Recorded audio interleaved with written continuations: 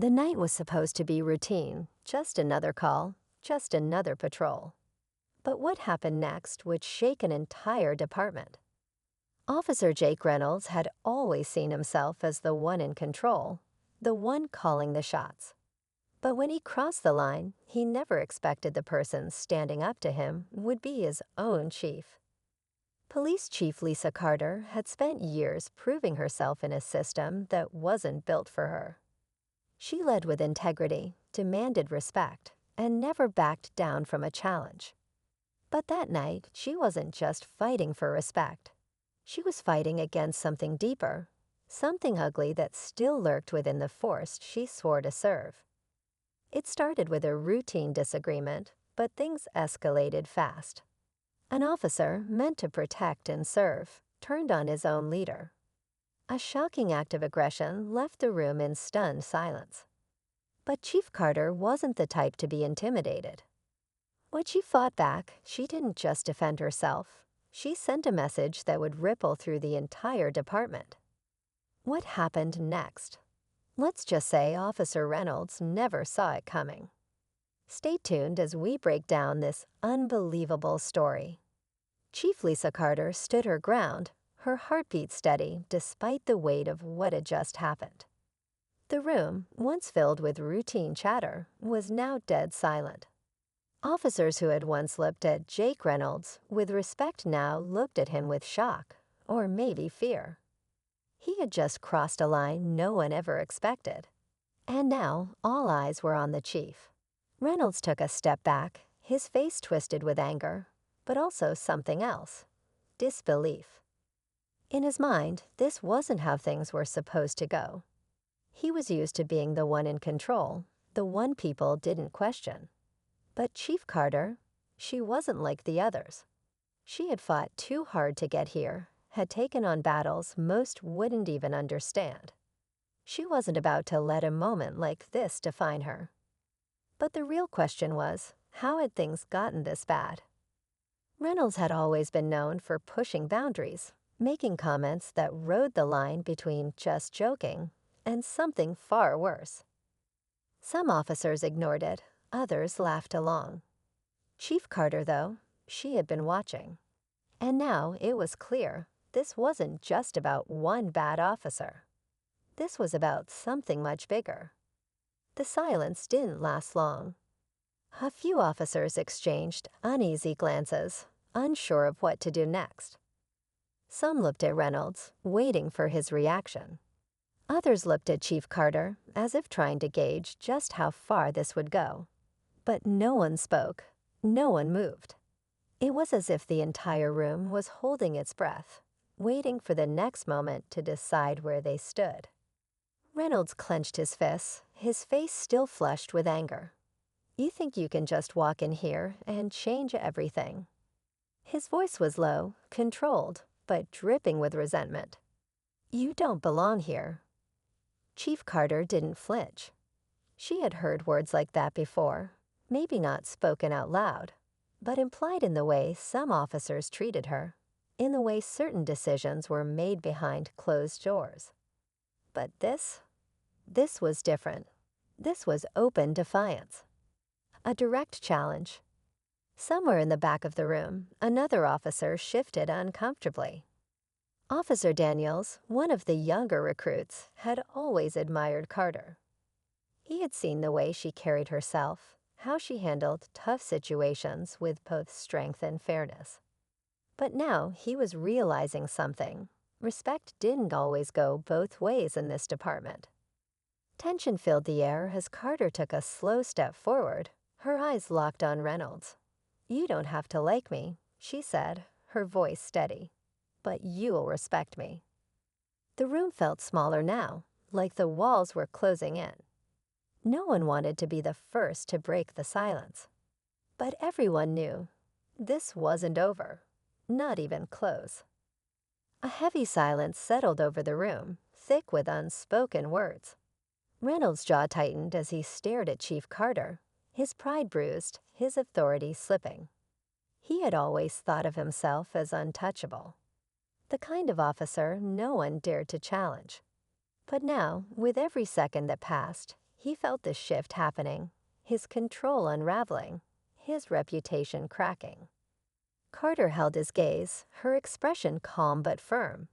She wasn't afraid of him, and that fact alone sent a ripple through the room. Officers who once backed Reynolds without question were beginning to question everything. Officer Daniels felt his stomach twist. He had looked up to Reynolds once, had followed his lead, but now he wasn't sure what kind of man Reynolds really was. Then just when the tension seemed unbearable, Reynolds scoffed and turned to the others in the room. "So this is what it's come to." His voice was sharp, almost mocking. "You're all just gonna stand there and let this happen?" No one answered.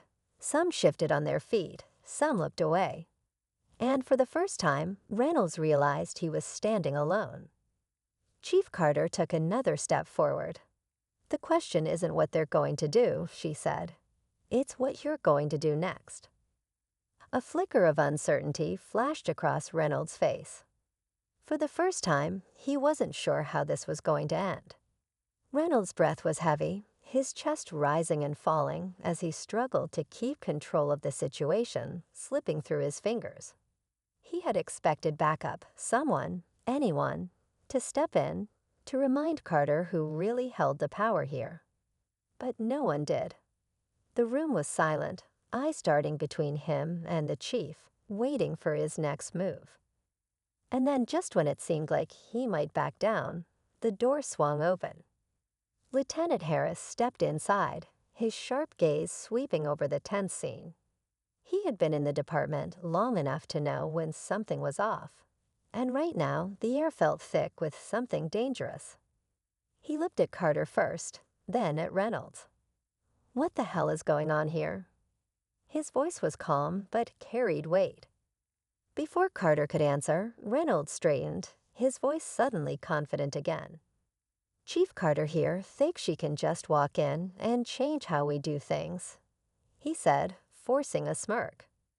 "Thought I'd remind her that respect is earned." Harris' expression didn't change, but his eyes darkened slightly. Then he did something no one expected. He turned to Carter and nodded. "I see." The room stiffened. Carter narrowed her eyes, sensing something beneath Harris' calm demeanor. Reynolds seemed to relax, as if expecting Harris to take his side. But before he could gloat, Harris spoke again. "So tell me, Reynolds, that body cam footage, what do you think it's going to show?" The color drained from Reynolds' face. The room shifted again, officers glancing at each other in sudden realization. There was proof. Carter folded her arms. "That's a good question." And just like that, everything changed. The room was electric with tension. Reynolds, who had spent years believing he was untouchable, now stood frozen. The mention of body cam footage had knocked the confidence right out of him. His hands twitched at his sides, his mind racing.